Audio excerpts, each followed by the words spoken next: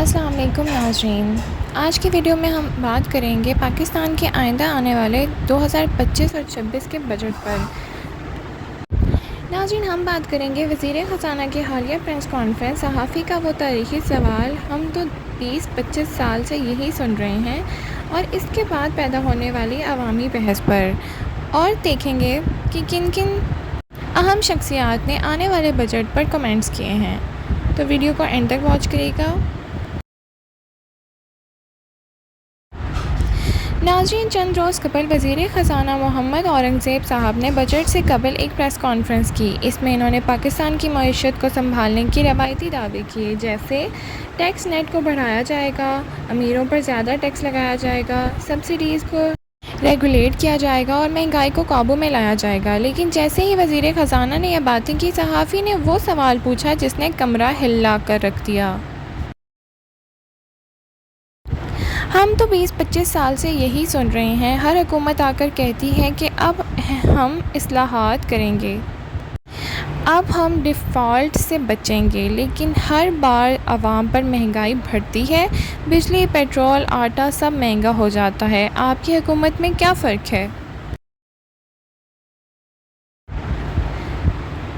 جی ہاں ناظرین، یہی وہ سوال تھا جو کروڑوں پاکستانیوں کے دل کی آواز تھی۔ ہر بار بجٹ آتا ہے اور ہر بار دعویٰ کیا جاتا ہے کہ ہم سب کچھ ٹھیک کر دیں گے، لیکن عملی طور پر عوام کو کیا ملتا ہے؟ مزید ٹیکس، مہنگائی اور بے روزگاری۔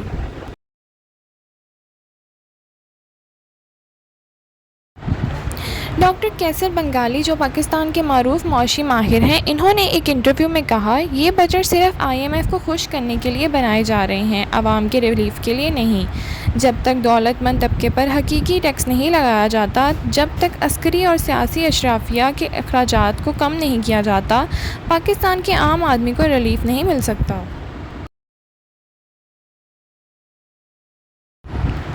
ناظرین، شہریوں کا بھی اس پہ تاثر آیا۔ ایک شہری کا کہنا تھا کہ بھائی بجٹ آئے یا نہ آئے، ہماری جیب پر بوجھ ویسے ہی ہے، ہر مہینے آٹا، چینی، دودھ سب مہنگے ہو رہے ہیں۔ ایک اور شہری نے کہا کہ بجٹ میں اگر تنخواہ 10% بڑھائیں گے تو ٹیکس 15% لگا دیں گے، بچا کیا؟ کچھ نہیں۔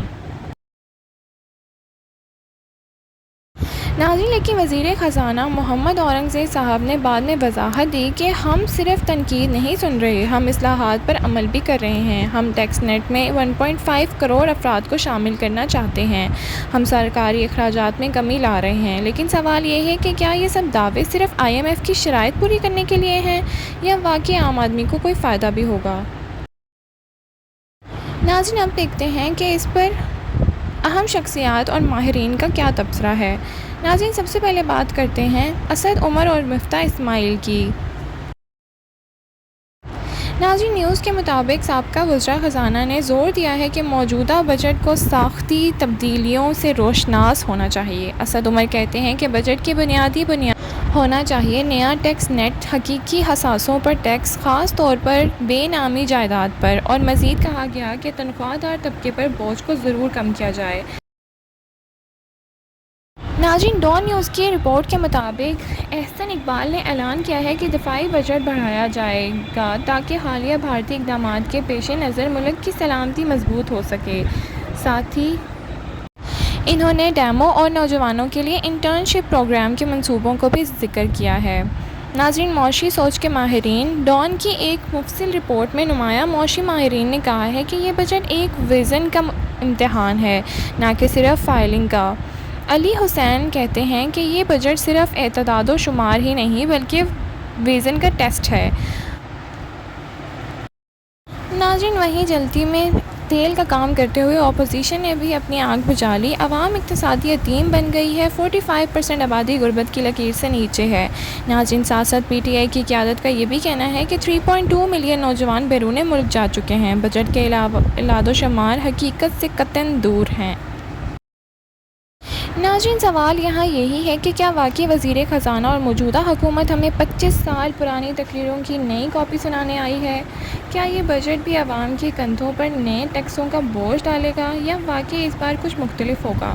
یہ کہنا قبل از وقت ہوگا، لیکن ماضی کی کارکردگی یہی کہتی ہے کہ عوام کو پھر قربانی کا بکرا بنایا جا رہا ہے۔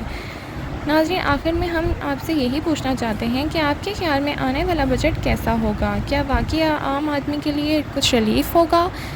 اپنی رائے کا اظہار نیچے کمنٹ سیکشن میں ضرور کیجیے۔ Thank you for watching. اللہ حافظ۔